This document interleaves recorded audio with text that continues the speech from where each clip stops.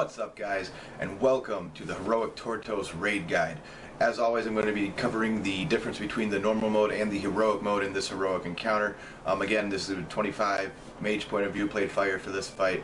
The biggest thing on this fight, guys, is it's very similar to normal mode. Again, really the only difference, there's one main difference, and then there's a couple different ways that you can do the fight that will really make this easier. I'm going to go over all that with you right now. So the biggest thing that you first off need to know is obviously in heroic mode what happens, everything hits harder and everything has more health. So we need to really get disciplined, get back to the basics of this fight, as there's a ton of RNG in this fight, turtle locations, bat locations, everything. Like, you really need to understand that this fight is annoying, but very doable as long as you stay in control, okay? The easiest way to do this fight is to have your two tanks, one of them taking the boss, the other one is kiting turtles, okay? Whether that means he needs grips from priests, whether he needs to be able to roll, jump, whatever he needs to, heroic leap, whatever he needs to do, whether you need misdirects to him, however you need to get it done. What this does is it allows you to just completely tunnel in on the boss if you're melee, and it allows your range to just focus down turtles and then back on boss. What you need to understand is that these bats, if they can be kited properly, all they really need is just to be kind of slowed, and they need to make sure that they're all in the tank, because remember how it works with their health and everything else is they grow the more they hurt you. So the add tank, and this is how we killed it, guys. Remember, you can do it where you actually kill the bats. We did it where we just kited the bats around. Okay, so our tank would kite the bats around, our hunters would misdirect if need be.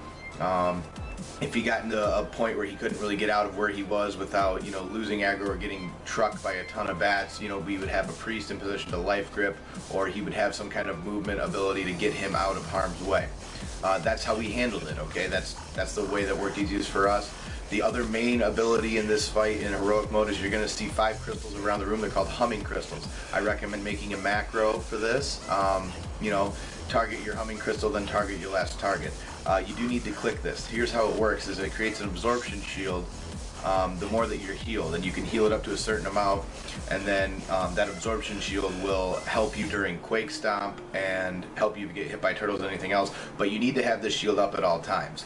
The trick with applying this shield, if you're a DPS or a healer or a tank or anyone, is understand that if you're not at full health, don't take your shield, because the more health that you have, the better your shield will be. So what you need to do is, let's say your shield falls off, you're at half health, pop a health stone, wait till you get healed to full, heal yourself to full, then get your crystal so you can get your shield stacking again. You do not want to do it at half health. It is almost a waste of a shield. It's a waste of a global cooldown, definitely if you're a DPS, and it's not going to help your healers out that much. You really need to try to stay at full health. And that's really the only micromanagement tool in this fight, is maintaining your crystal shell buff.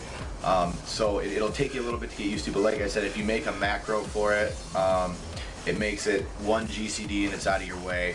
And the other thing that you need to do is, obviously, the turtles, the first 3 turtles are imperative for your DPS. I mean, you need to be blowing everything on the Tortos initially off the pole, but then cleaving it onto those turtles, making sure they're slowed, making sure that your kicker is competent, making sure that you have a backup kicker, making sure that there's always someone around a turtle. I've seen groups do it 2 different ways. I've seen them have one person who literally kicks every single turtle and goes around, and that's his only job. I've also seen it where they've divided the room into quadrants. So if there's a dead turtle on this side of the room, well, that's your job, and then those people just communicate back and forth.